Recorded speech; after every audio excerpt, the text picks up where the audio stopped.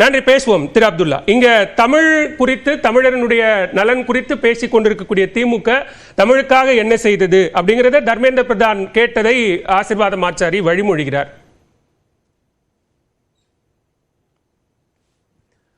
திமுக தமிழுக்காக என்ன செஞ்சிச்சு அப்படின்னு ஒரு கேள்வியை கேட்டா என்ன சொல்றதுன்னு தெரியல. இது உலகத்துக்கே தெரியும்.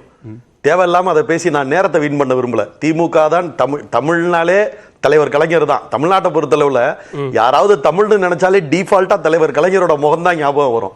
கலைஞர் என்பவர், தலைவர் கலைஞர் என்பவரே திமுகவோட அடையாளம். ஏன்னா இதுக்கு மேல நான் விளக்கமா சொல்றதுக்கு எதுவுமே இல்லை. ஒரு வரலாறு தெரியாதவர்கள் இல்லை ஏதாவது பேசணுங்கிறதுக்காக பேசுறவங்க தான் தமிழுக்காக திமுக என்ன சொன்னுச்சுன்னு சொல்லி கேட்பாங்களே தவிர கொஞ்சமாவது யோசனை இருக்கவங்க இப்படி ஒரு கேள்வியை கேட்கவே மாட்டாங்க. அதனால நான் அதுக்கு பதில் சொல்லி நேரத்தை வீண் பண்ண விரும்பல. அதற்கு பதிலாக இதற்கு முன்பு சகோதரர்கள் சகோதரி ஒருத்தங்க அவங்க பேசின ஒன்று ரெண்டு விஷயத்தை மட்டும் தொட்டு ஒரு சில விஷயங்களுக்கு நான் விளக்கம் தர விரும்புகின்றேன். என்னன்னு கேட்டீங்கன்னா, ஓரியன்டல் ஸ்கூல் படிக்கல சகோதரி காயத்ரி பேசும்போது ஓரியன்டல் ஸ்கூல்ல படிக்கிறவங்க அப்படியே தமிழே இல்லாமலே அப்படியே படிச்சுட்டு அந்த லாங்குவேஜ்லேயே போயிடுறாங்க அப்படின்னு சொல்றாங்க. அவர் கொஞ்சம் தப்பா புரிஞ்சுக்கிட்டாங்கன்னு நினைக்கிறேன். ஓரியன்டல் பள்ளிகளில் முதல் பாடம், அதாவது ஃபர்ஸ்ட் லாங்குவேஜ்ங்கிறத அவங்களோட லாங்குவேஜ் எடுக்கிறாங்களே ஒழிய பயிற்று மொழி தமிழா இருக்கு அல்லது ஓரியன்டல் ஸ்கூல்ல இங்கிலீஷ் மீடியம் இருக்கு, ஓரியன்டல் ஸ்கூல்ல தமிழ் மீடியம் இருக்கு. ஒரு இப்போ தெலுங்கு ஓரியன்டல் ஸ்கூல் அப்படின்னா முழுக்க எல்லா சப்ஜெக்ட்லயுமே தெலுங்குல படிச்சுட்டு போய் அந்த மாதிரி கிடையவே கிடையாது. தமிழ் படிப்பாங்க. அது எதுக்குன்னா பிற சப்ஜெக்டை படிக்கிறதுக்கு தமிழ் எழுத படிக்க கத்துவாங்க. தமிழ் ஒரு மொழி பாடமா அந்த 10ஆவதுல வராது. அவ்வளவுதான் அதுல உள்ள வித்தியாசம். ஒன்று. அதே மாதிரி என்னன்னு கேட்டீங்கன்னா, சகோதரி காயத்ரி சொல்லையில மூன்றாம் மொழின்னு தான் சொல்லியிருக்கே தவிர அது இந்தியோ இல்ல இந்திக்கு பின்னாடி சமஸ்கிருதமோ இல்ல. அப்படி நீங்க எனக்கு காட்டிட்டீங்கன்னா இதை பத்தி நான் பேசுறதே விட்டுறேன் அப்படின்னு சொல்லி சொன்னாங்க. அவர்களுக்கு ஒரு பணியோடு ஒரு விஷயத்தை நான் சொல்லிக்கொள்ள விரும்புகின்றேன். எங்க கிராமத்துல, புதுக்கோட்டை மாவட்டத்துல பொன்னமராதி தாலுகால செம்புதின்ற கிராமத்துல ஒரு ஸ்டூடெண்ட் நம்ம பஞ்சாப்ல போய் பொழைச்சுக்கோ, எனக்கு பஞ்சாபி டீச்சரை கொடுன்னு கேட்டா எங்க ஊருக்கு பஞ்சாபி டீச்சருக்கு நான் எங்க போவேன்? யாரோ ஒருவர் அதே மாதிரி பெங்காலில கேட்டா பெங்காலி டீச்சருக்கு தமிழ்நாட்டில் எங்க போறது? ஒரு ரிமோட் வில்லேஜில் இருக்கக்கூடிய யாரோ ஒருவர் எனக்கு ஒரு இதை கத்துக்கிறேன், எனக்கு ஒரு மராட்டியில நான் படிக்கிறேன்னு சொன்னா மராட்டி டீச்சருக்கு எங்க போவீங்க? ஆக இது கடைசியா எங்க நிக்கும்னு கேட்டீங்கன்னா, இந்த டீச்சர்லாம் எல்லாரால ஹிந்தி படிங்கிறதுல கடைசியில நிக்கும். இந்த சூதெல்லாம் எங்களுக்கு நல்லா தெரியும். எங்க ஆரம்பிச்சு எங்க பஞ்சாபி, குஜராத்தி 10 மொழிகளையும் மேடம் நான் குறுக்க பேசல. நீங்க பேசும்போது நான் குறுக்க பேசல.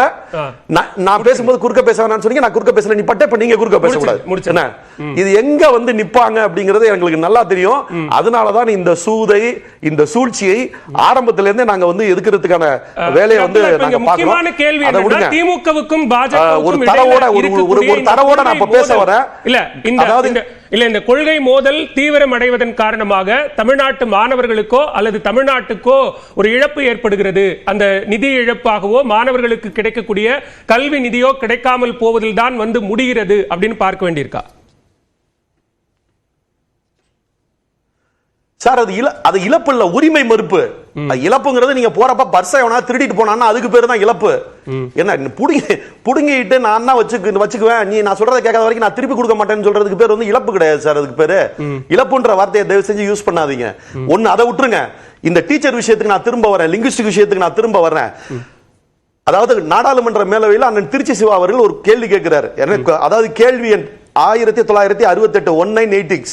Will the Minister of Education be pleased to state, அதாவது மினிஸ்டர் தயவு செஞ்சு சொல்லுங்க, the number of current vacancies for local language teachers in Kendriya Vidyalaya, the statewide details thereof, whether the ministry has a mainstream to appoint Tamil language teachers in Kendriya Vidyalaya of Tamil Nadu, if so the expected timeline of the appointment.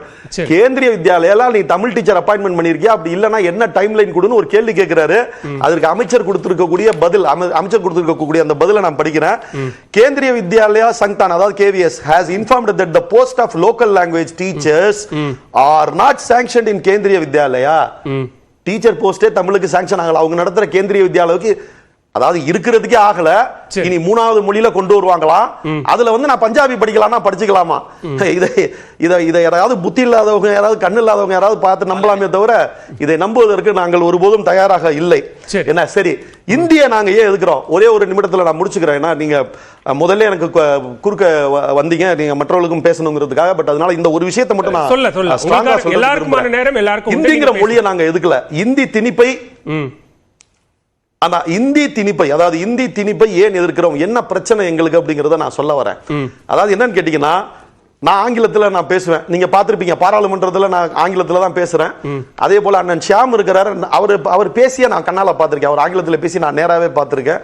அதே மாதிரி ஆசீர்வாதம் ஆச்சாரியார் அவர் is so strong in English, அதுவும் எனக்கு இப்ப தெரியும். சரி, என்ன பிரச்சனைனா எங்க 3 பேர்னாலையும் அமெரிக்கால போய் ஒரு வெள்ளக்காரன்ட்ட எங்களால ஒரு எக்ஸாம்ல போட்டு ஜெயிக்க முடியாது. ஒரு ஓரல் எக்ஸாம்லயோ இல்ல மத்ததுலயோ போட்டு ஜெயிக்க முடியாது. ஏன்னா அவருக்கு வந்து ஒரு வெள்ளையருக்கு அது தாய்மொழி. ஒரு இங்கிலாந்துல போய் நாங்க 3 பேரும் அவரோட ஆங்கிலத்துல போட்டு நாங்க ஜெயிக்க முடியாது. ஆனால் எங்க 3 பேருக்கு ஆங்கிலம்ங்கிறது மிக மிக நல்லா தெரியும். என்ன பிரச்சனைனா இப்ப இந்தி அப்படிங்கிற இந்த மொழியை நாங்க இப்ப ஏத்துக்க ஆரம்பிச்சோம்னா அடுத்து என்ன ஆரம்பிப்பாங்கன்னா எல்லா பரீட்சைகளும் அகில இந்திய வெளிநாடுகளில் நடக்கக்கூடிய எல்லா பரீட்சைகளும் எதுல வர ஆரம்பிக்கும் கேட்டீங்கன்னா இந்தியில வர ஆரம்பிக்கும். அப்படி வரும்போது இந்தியை தாய்மொழியாக கொண்ட அந்த மாணவர்களுக்கு இருக்கக்கூடிய வாய்ப்பு கத்துக்கிட்டு போட்டி போடுற யாருக்குமே வராது. ஒருவருடைய தாய்மொழியை கற்றுக்கொண்டு இன்னொரு நாள் அதில் போட்டி போடவே முடியாது. இது உலகில் எல்லா மொழிக்கும் பொருந்தும்.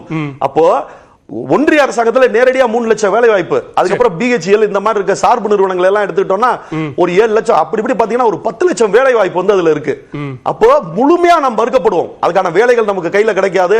அவங்க மொழியை கத்துக்கிட்டு நம்மளால போட்டி போட முடியாது.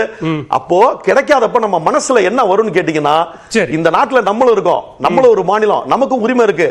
ஆனால் நாம் புறக்கணிக்கப்படுகிறோம் என்கின்ற எண்ணம் வரும்போது அது தேச ஒற்றுமைக்கு நல்லதில்ல. இந்த தேச ஒற்றுமையா இருக்கணும்னா இந்திய திணிக்காதன்னு சொல்றோம். ஆனா இந்திய திணிக்காதன்னு நாங்க சொல்றதுனால அண்ணன் ஆசீர்வாதம் ஆச்சாரி மாதிரி ஆட்கள் எங்களை தேச விரோதின்றாங்க. என்ன நியாயம்? ஓகே, சுருக்கமா ஒரு வரியில சொல்லிருங்க திரு ஆச்சாரி, மற்றவர்கள் கருத்து வாங்கணும். ஒரே வரி. இல்ல சார் சொன்னதுக்கு வந்து அவர் வந்து 2 இஷ்யூ வந்து ரைஸ் பண்ணாரு. ஒண்ணு வந்து கேந்திரிய வித்யாலயா, அண்ணன் திருச்சி சிவா அவர்களுடைய கேள்விக்கு அமைச்சர் கொடுத்த பதில் சொல்றேன். தமிழ்நாட்டுல உள்ள கேந்திரிய வித்யாலயில தமிழ் டீச்சர்களுக்கு அப்பாயிண்ட் பண்ணக்கூடிய அந்த முறையை ஆரம்பித்து விட்டது. அதுக்குரிய அட்வர்டைஸ்மெண்ட்ஸ் ரெகுலரா வந்துகிட்டு இருக்கிறது. எந்த ஸ்கூல்கள்ல தமிழ் டீச்சர் வேணுமோ அதுக்குரிய ரெக்ரூட்மெண்ட் மிக விரைவில் முடிஞ்சிடும். அடுத்த இன்னும் ஒரு பாயிண்ட் சொன்னாரு. இல்ல பலவேல் இன்னும் ஒரு பாயிண்ட் சொன்னாரு, அதுக்கும் நான் முடிச்சிடுறேன்.